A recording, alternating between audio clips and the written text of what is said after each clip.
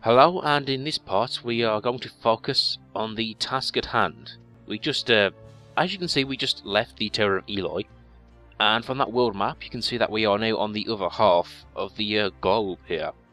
And you can see just over this patch of water there is Medivh. But anyway, you just follow the path and we now enter Wo Long.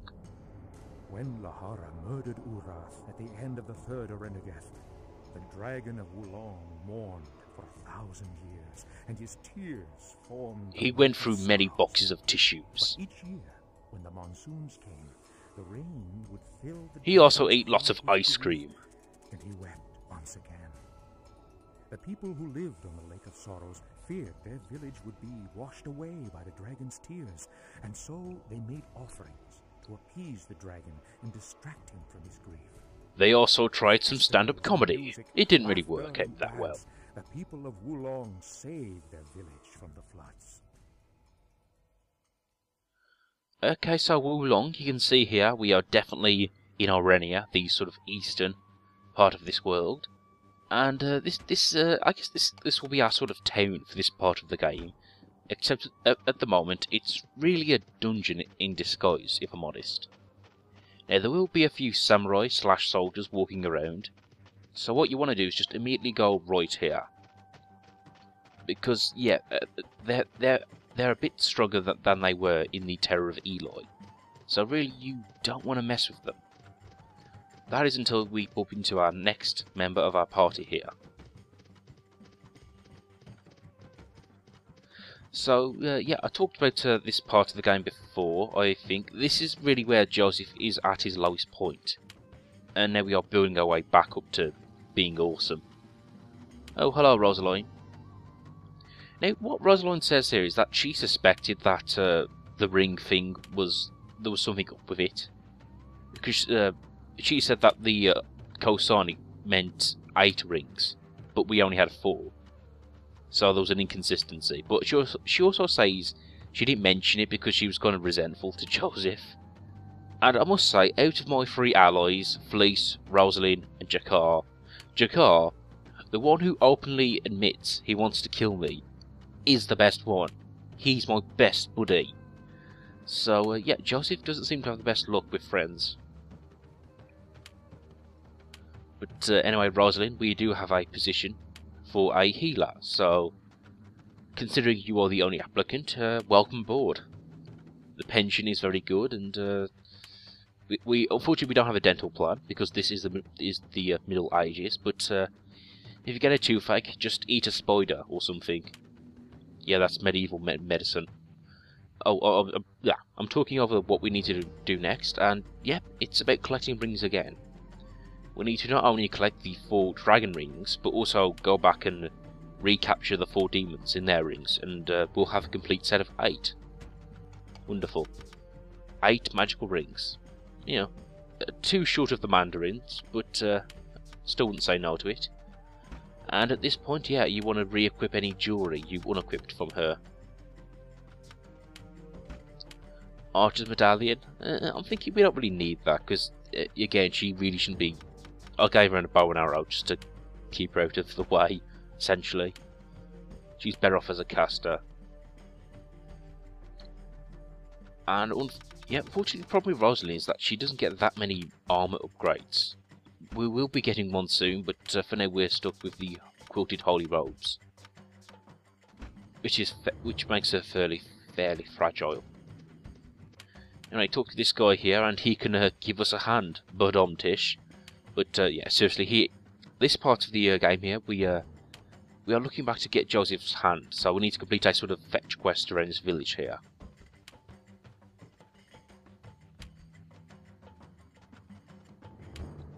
And just to talk about the village here, to summarise, Emperor Murad, the bad guy of this part of the world, he's come in, killed those who oppose him, and is just imposing a martial law. So, again, we'll need to free the city as well. Although it is about time we start doing something fairly positive in this game. We start making a difference.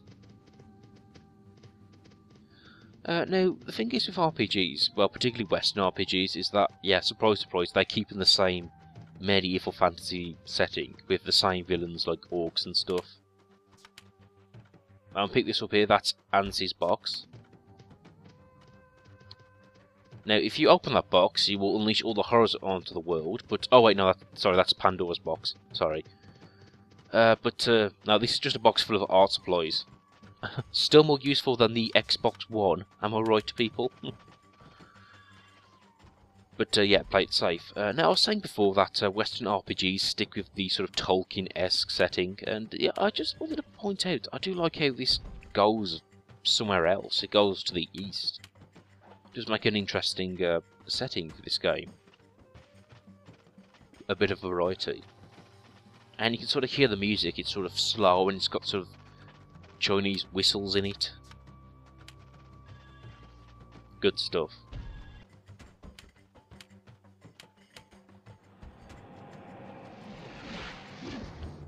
Yeah, these enemies here don't, again, try not to get outnumbered, because they are a lot stronger than they were in the Terror of Eli.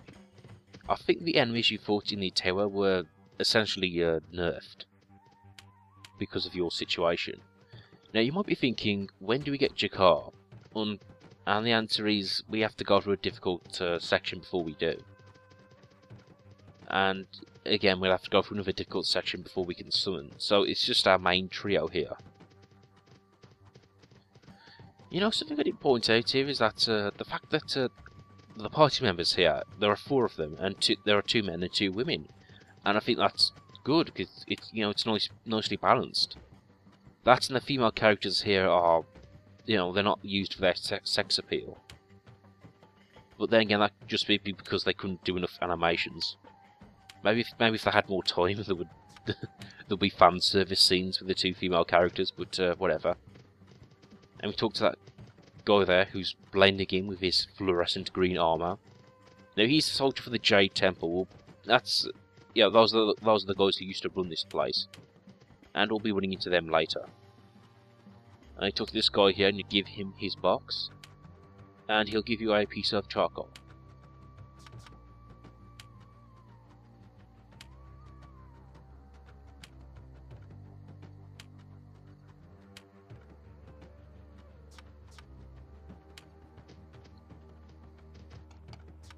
Thanks, buddy. I'm going to do a piece of artwork and put it on DeviantArt. That's going to be awesome. So, this is just a simple fetch quest. You talk to different people, you sort of trade things. It seems complex, but the very first time you'll play it, you'll probably get lost wandering around trying to find the right people. But, yeah. Luckily, I know exactly where to go on the quickest route. I'm speed running this section, really.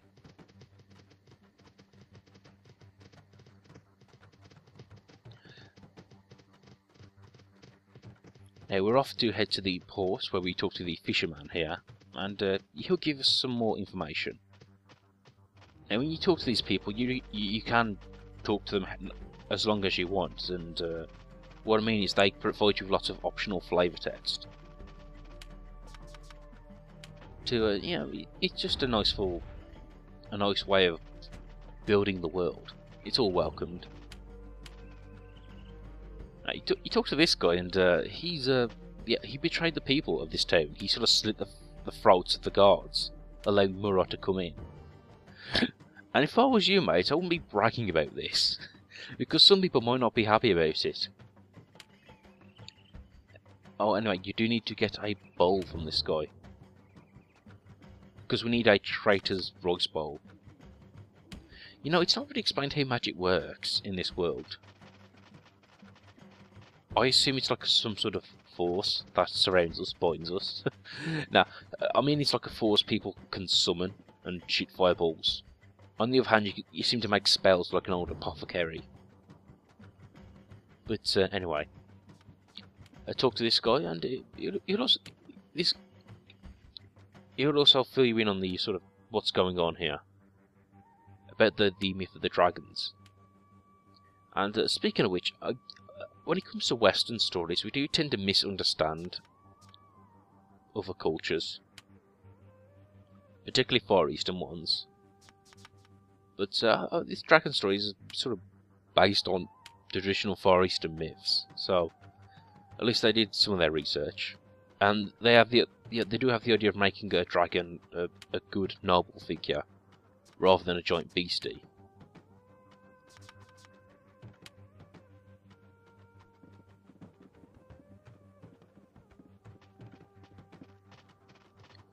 So for him to catch a fish, we need to get some sort of orange, because fish like oranges.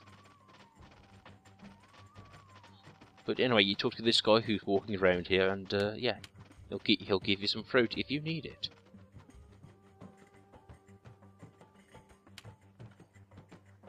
Oh, look at him being emo.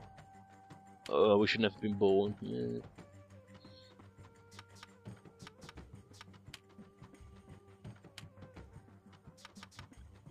Anyway, we have a Mangosteen, which I guess is a mango slash tangerine.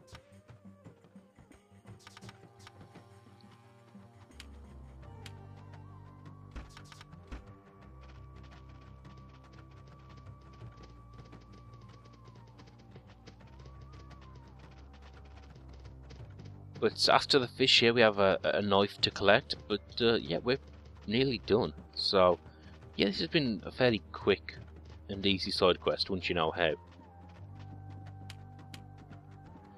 And I guess it is worth taking out all the enemies around just to build up the experience.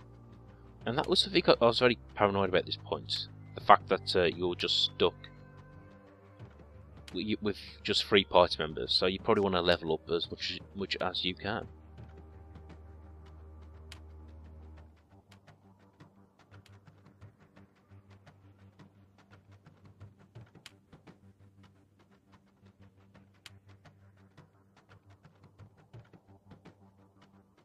Now, he tells us a strange stories here where he explains how he's blind.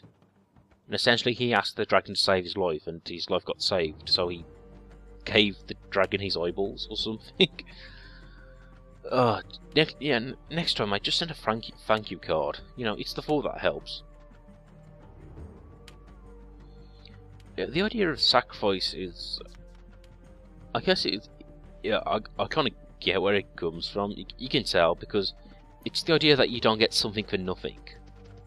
That you can make a bargain with nature itself. And human beings tend to look for patterns in everything, so it makes sense, I guess. You know, I give away this and I'll get something in return.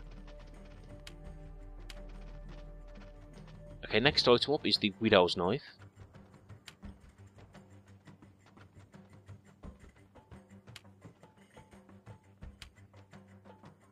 Now this character will also give us a side quest later on. But yeah, I take a look at this knife here, and what I find surprising is that if you remember the energy dagger we got from the Weeping Butcher in the city, yeah, it's the same knife. I guess it's a popular design.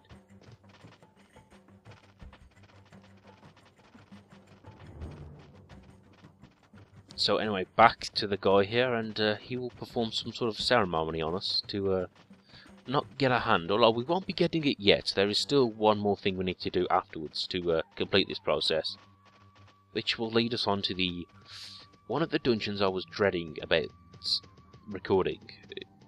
It's not really a bad dungeon, it's just a bit long and difficult. Anyway, guts the carp, mixes it in the bowl. Lovely.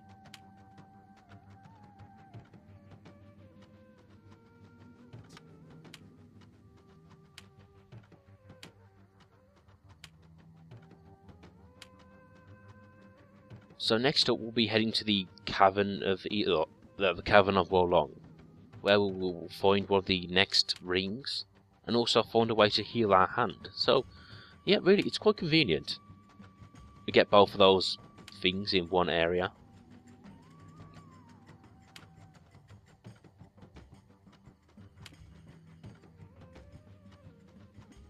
I love this comment by Fleece here. Oh, I can just sneak by. And Rosalind's like, what about us?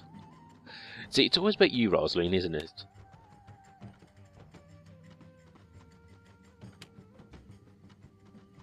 But luckily he gives us an item to help us be invisible. So join me again when we'll be making use of that item.